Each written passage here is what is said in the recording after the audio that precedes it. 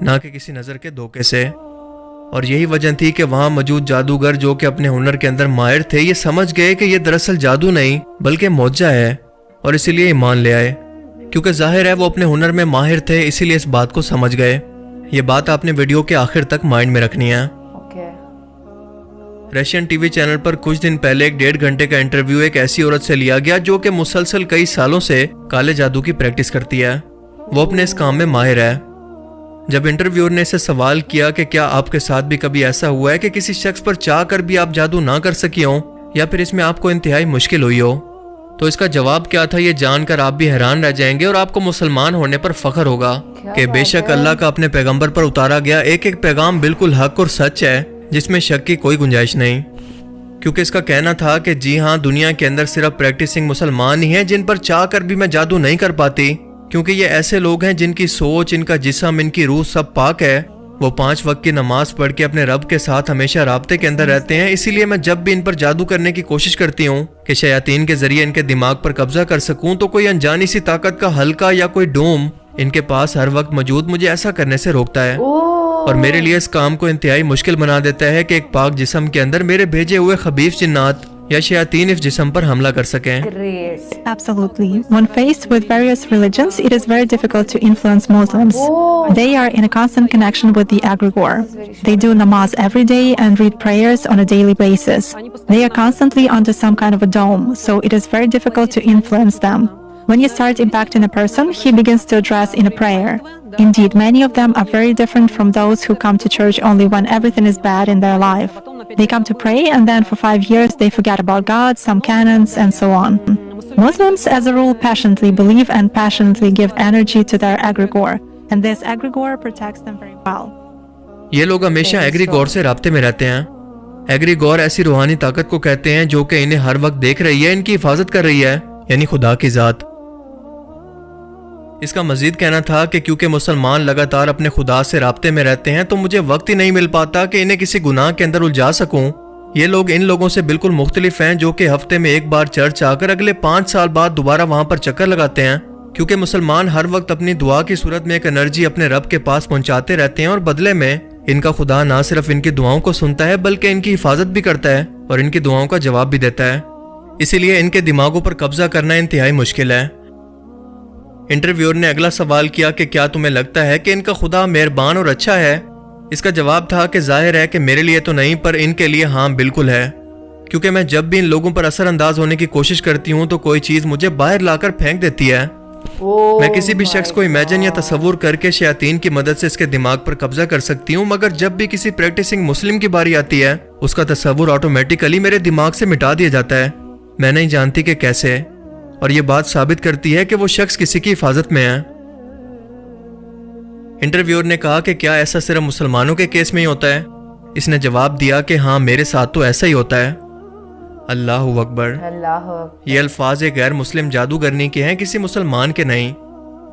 جب اللہ پاک قرآن کریم کے اندر فرماتا ہے کہ ہم نے جن اور انسان کو اپنی عبادت کے لیے پیدا کیا، اور جو بھی اللہ کی عبادت کر کے اس کا قرب حاصل کرتا ہے اللہ تعالیٰ اس کی حفاظت پر فرشتوں کو مامور کر دیتا ہے، اور اللہ تعالیٰ تمہاری دعاؤں کو سنتا ہے اور اپنی رحمتیں تم پر نازل کرتا ہے جو کہ شیاطین سے تمہاری حفاظت کرتی ہیں۔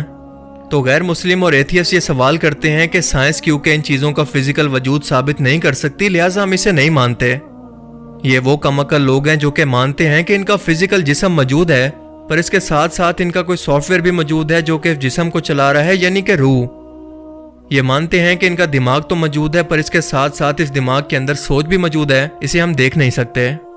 یہ مانتے ہیں کہ گریوٹی بھی موجود ہے، الیکٹرو میگنیٹک فورس یا ریڈیشن وغیرہ سب موجود ہیں جو کہ ہمارے اس فزیکل ورلڈ کے اندر موجود ہیں، پر انہیں انسانی آنکھوں سے دیکھنا ممکن نہیں۔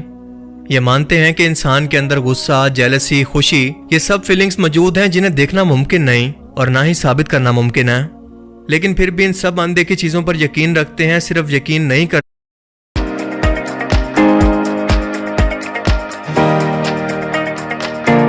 تو صرف ان باتوں پر جو کہ قرآن میں یا اسلامی تعلیمات کے اندر بیان کی گئی ہیں۔ اس سے بڑی منافقت بھلا کیا ہو سکتی ہے؟ کیونکہ اگر ان کا سٹینڈرڈ ایک ہی ہے تو ان سب نہ نظر آنے والی چیزوں کا فزیکل وجود پہلے ثابت کریں اور اس کے بعد اس پر یقین رکھیں۔ اللہ نے اس دنیا کے اندر کچھ میٹا فزیکل قانون ایسے رکھے ہیں جنہیں نہ انسانی آنکھیں دیکھ سکتی ہیں اور نہ ہی انسانی دماغ سمجھ سکتے ہیں۔ اپنی فیلڈ میں ماہر شخص ہی اپنے پروفیشن کے بارے میں حقیقت بیان کر سکتا ہے، تو کیا اس رشین جادوگرنی کا انٹرویو یہ ثابت کرنے کے لیے کافی نہیں کہ نماز دن میں 5 مرتبہ کیوں فرض کی گئی؟ کیا اس لیے نہیں کہ انسان اپنے خالق کے مزید قریب ہو سکے، اور یہ نماز انسان کو بے حیائی برائی سے روکے اور شیطانوں سے جو کہ گناہوں کے لیے انسانوں کے دلوں میں وسوسے ڈالتے ہیں ان سے بچا کر رکھے؟ اب سوال یہ بھی ہے کہ اگر اللہ چاہتا تو بنا کسی نماز کے بھی اپنے ماننے والے بندوں کو ان شیطانوں سے بچا سکتا تھا، تو پھر نماز کیوں فرض کی گئی؟ تو اس کا جواب ہمیں سورہ ہجر کی آیت 39 کے اندر ملتا ہے کہ جب شیطان نے اللہ کو چیلنج کیا اور اس نے کہا کہ پروردگار جیسا تو نے مجھے رستے سے الگ کیا ہے، میں بھی زمین کے لوگوں کے لیے گناہوں کو ان کی نظروں میں آراستہ کر کے دکھاؤں گا اور ان سب کو بہکاؤں گا، لیکن ان میں جو تیرے مخلص بندے ہیں ان پر قابو پانا میرے لیے انتہائی مشکل ہے۔ کیا یہ قرآن کے وہی الفاظ نہیں جو کہ یہ جادوگرنی اپنے انٹرویو میں دہرا رہی ہے؟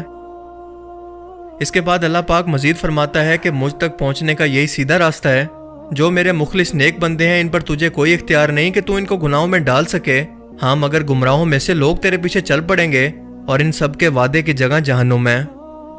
یعنی شیطان کا یہ وعدہ تھا کہ وہ انسانوں کو قیامت تک اپنی شیطانی فوج سے بہکائے گا، اور اس کے بہکاوے میں وہی شخص آئے گا جو کہ ناپاکی، بے حیائی اور گناہوں میں ڈوبا رہے گا، پھر چاہے وہ مسلمان ہی کیوں نہ ہو، کیونکہ اس جادوگرنی نے بھی بالکل یہی الفاظ استعمال کیے کہ پریکٹسنگ مسلم، یعنی نام کے نہیں بلکہ دین پر عمل کرنے والے مسلمان اس سے بچے رہتے ہیں۔ قرآن کریم میں ایک بار نہیں بلکہ اسی سے ملتے جلتے الفاظ سورہ الاعراف کی آیت 14 کے اندر کچھ اس طرح سے بیان ہوتے ہیں کہ اس نے یعنی شیطان نے اللہ سے کہا کہ مجھے اس دن تک کی مہلت عطا فرما جس دن لوگ قبروں سے اٹھائے جائیں گے، یعنی قیامت تک۔ اللہ نے فرمایا کہ اچھا جا، تجھ کو مہلت دی۔ پھر شیطان نے کہا کہ تو نے تو مجھے ملعون کیا ہے، میں تیرے سیدھے راستے پر ان لوگوں کو بھی گمراہ کرنے کے لیے بیٹھوں گا، پھر ان کے آگے سے، پیچھے سے، دائیں طرف سے اور بائیں طرف سے، یعنی چاروں طرف سے ان پر حملہ کرتا رہوں گا، اور تو ان میں سے زیادہ تر کو شکر گزار نہیں پائے گا، یعنی زیادہ تر لوگ گمراہ ہو جائیں گے۔ اس سے زیادہ آسان الفاظ کے اندر اور کھول کھول کر اللہ کی ذات انسانوں کو وارننگ دے کر اور بھلا کیسے سمجھائے؟ اور اگر اب بھی ہم لوگ نہ سمجھیں تو غلطی کس کی ہے، اللہ کی یا ہماری؟ ایک بار سوچئے گا ضرور۔ باقی آپ اس بارے میں کیا سوچتے ہیں؟ اپنی قیمتی رائے کا اظہار کمنٹ سیکشن میں ضرور کریں، اور اب میں ملوں گا آپ سے ایک ایسی ہی نئی انٹرسٹنگ ویڈیو میں، تب تک کے لیے اپنا بہت سا خیال رکھیے گا۔ Thanks for watching this video.